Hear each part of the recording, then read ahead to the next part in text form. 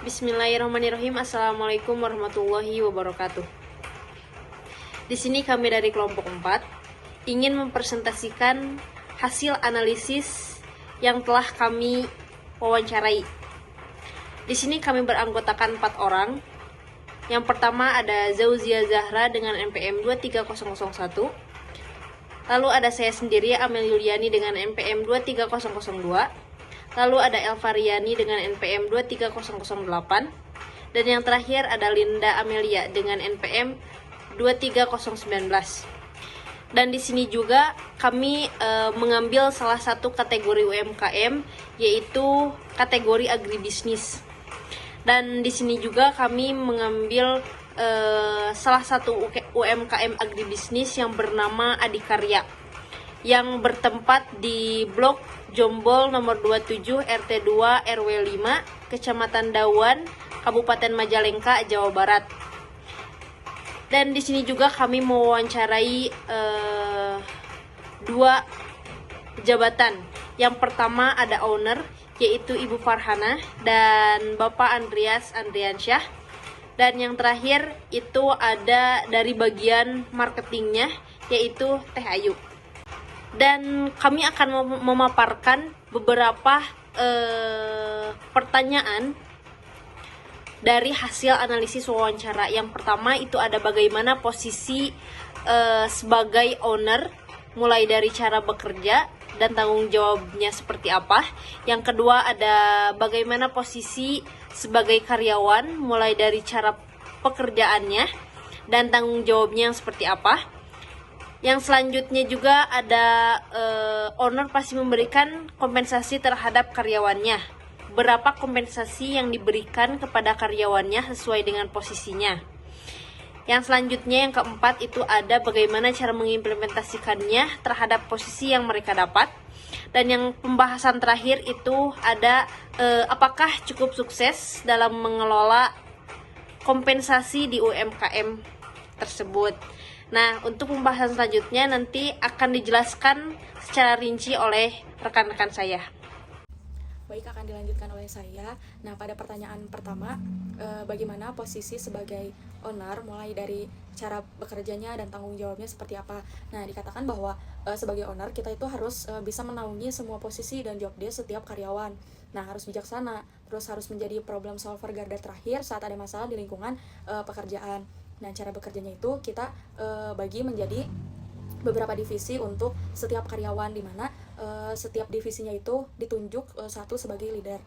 Nah, di tempat kerja kita itu ada beberapa divisi, diantaranya bagian gudang, kemudian bagian divisinya, kemudian bagian admin, packing, dan marketing. Nah, setelah kita analisis sebagai pemilik sebuah perusahaan itu ataupun organisasi, kita itu harus mampu memimpin serta menaungi semua posisi yang ditawarkan di perusahaan tersebut. Nah, hal ini sudah sejalan dengan tugas seorang pemimpin yang harus lebih paham mengenai tugas dari karyawan agar juga bisa mengevaluasi dan memantau apakah setiap job desk dari karyawan ini tercapai serta bisa melakukan upaya apabila terjadi masalah atau ketidakmaksimalan dalam target, seperti itu. Nah, pada pertanyaan kedua, kami mewawancara perwakilan dari satu karyawan yang ada di UMKM tersebut. Nah, pada pertanyaan kedua itu bagaimana posisi sebagai karyawan, mulai dari cara bekerjanya dan tanggung jawabnya seperti apa. Nah, kita mewawancarai kepada Teh Ayu sebagai marketing. Nah, beliau menjawab bahwa tugasnya itu menyiapkan promo bulanan di tanggal-tanggal tertentu, seperti promo campaign tanggal kembar, terus promo gajian, flash sale, dan iklan harian di setiap marketplace. Nah, terus selain itu tugasnya juga untuk mengevaluasi hasil iklan, apakah untung atau malah rugi. Nah, setelah mendapatkan jawaban dari pertanyaan kedua ini, kami menganalisis kembali bahwa salah satu posisi karyawan di UMKM ini itu adalah dalam bidang marketing, sehingga semua hal ini berkaitan pastinya dengan pemasaran. Nah, harus dilaksanakan dan diawasi dengan baik. Nah, lembaga marketing ini fokus untuk menyiapkan berbagai promo serta iklan, bahkan mengevaluasi bagaimana iklan tersebut memberikan keuntungan ataupun kerugian bagi perusahaan.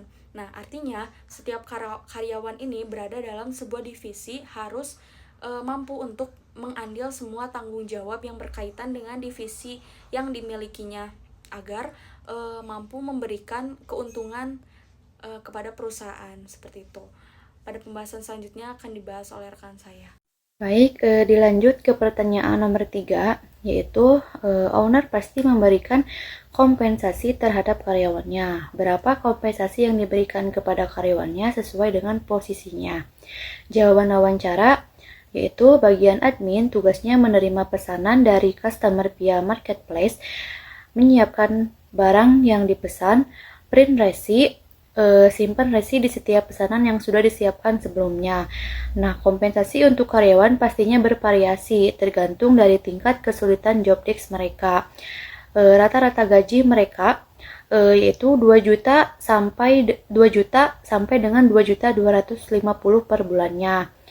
Nah, analisis atau perbandingan dengan materi yang sudah dijelaskan di kelas, yaitu untuk pemberian kompensasi tentu harus disepakati sebelumnya dan sejalan dengan aturan yang berlaku. Dalam hal ini, perusahaan sudah menentukan rata-rata kompensasi sesuai dengan kesulitan tugas dan tanggung jawab serta posisi yang dimiliki karyawan gitu. Dalam hal ini, kompensasi harus memperhatikan upah minimum dalam bentuk uang yang ada di wilayah tersebut. Hal ini sejalan dengan peraturan Undang-Undang Nomor 13 Tahun 2003 tentang upah minimum. Selain itu juga, pengusaha juga tidak boleh memberikan upah yang berada di bawah upah minimum di wilayah tersebut. Nah, ini tuh sejalan dengan Pasal 88E Undang-Undang Nomor 6 Tahun 2023 mengatur bahwa pengusaha dilarang membayar upah lebih rendah dari upah minimum yang ditetapkan di setiap daerah gitu. Nah, dalam hal ini perusahaan tersebut sudah memberikan kompensasi secara langsung, yaitu dalam bentuk upah atau uang. Terus hasil wawancara ini sejalan dengan materi, yaitu jenis kompensasi and green stick. Lalu untuk pertanyaan selanjutnya, yaitu bagaimana cara mengimplementasikannya terhadap posisi yang mereka dapat. Jawaban wawancaranya yaitu upah diberikan setiap bulan, tapi ada beberapa karyawan yang upahnya minta mingguan, yaitu setiap hari Sabtu. Untuk bonus kita bulanan, khususnya di bagian marketing. Jika omset naik setiap bulannya, maka bonus yang didapat setiap marketing yaitu 250 per bulan. Tapi kalau omsetnya lagi turun, bonus hangus gitu. Untuk bonus tahunan biasanya kita berangkatkan karyawan dan keluarganya jalan-jalan, seperti di beberapa tahun lalu kita melakukan family gathering ke Yogyakarta, terus pernah juga ke Pangandaran.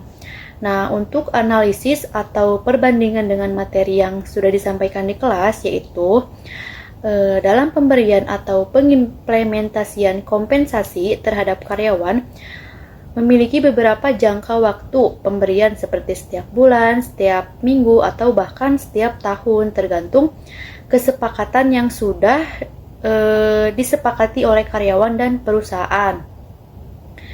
Terus perusahaan tersebut sudah memberikan kompensasi yang cukup baik, yaitu sejalan dengan filosofi kompensasi, baik kompensasi hak maupun filosofi pembayaran berdasarkan kinerja. Jadi semakin baik kinerja yang dilakukan oleh karyawan, maka kompensasi dalam bentuk bonus juga akan semakin banyak diterima oleh karyawan, karena pendapatan perusahaan juga semakin bertambah gitu. Terus bukan hanya itu, memberikan konsentrasi secara langsung berupa uang, perusahaan tersebut juga memberikan kompensasi atau bonus tahunan bagi karyawannya secara tidak langsung, ataupun jenis kompensasi hakiki berupa tiket perjalanan sebagai bentuk peningkatan kesehatan mental dan sosial bagi karyawannya gitu. Mungkin itu saja yang dapat saya sampaikan. Selanjutnya akan dilanjutkan oleh teman saya. Baik, selanjutnya yaitu kepada pembahasan yang nomor 5 mengenai apakah implementasi tersebut itu dirasa sudah cukup dalam pengelolaan kompensasi di UMKM Anda. Jawaban dari wawancara yaitu implementasi yang sudah ada masih belum cukup sukses karena belum seefektif apa yang owner harapkan. Ini disebabkan oleh beberapa faktor, diantaranya dari SDM, loyalitas karyawan terhadap perusahaan yang masih minim, serta tanggung jawab terhadap tugasnya pun masih kurang. Nah, berdasarkan hasil analisis dan perbandingan dari apa yang sudah dijelaskan di kelas, yaitu belum maksimalnya pengelolaan kompensasi di UMKM memang gampang terjadi karena beberapa hal, sehingga belum sesuai dengan apa yang diharapkan. Di antaranya yaitu seperti rendahnya kualitas sumber daya manusia ataupun karyawan di suatu perusahaan. Loyalitas karyawan terhadap perusahaan yang belum tinggi, bahkan tanggung jawab kepada tugas yang mendukung juga masih mengirim, sehingga target yang diharapkan belum tercapai. Nah, dalam hal ini harus ada strategi yang dilakukan oleh pihak perusahaan, baik itu mengevaluasi maupun memonitoring apa masalah yang terjadi di lapangan. Apakah itu berasal dari lingkungan internal ataupun eksternal perusahaan, sehingga bisa dibuat produksi agar dapat meningkatkan sumber daya manusia maupun loyalitas serta tanggung jawab dari karyawan. Nah, hal ini juga bisa dilakukan yaitu seperti program pelatihan ataupun seminar serta sejenisnya agar dapat meningkatkan kualitas dari karyawan maupun semua aspek yang berkaitan dengan peningkatan kualitas dari kinerja perusahaan. Nah, baik, selanjutnya yaitu bisa ditarik kesimpulan bahwa dari hasil wawancara yang telah kami lakukan dan setelah itu telah kami bandingkan, ternyata UMKM yang kami wawancarai itu hampir sesuai dengan materi yang sudah dijelaskan, meskipun ada beberapa yang belum sesuai dengan materi yang sudah dijelaskan.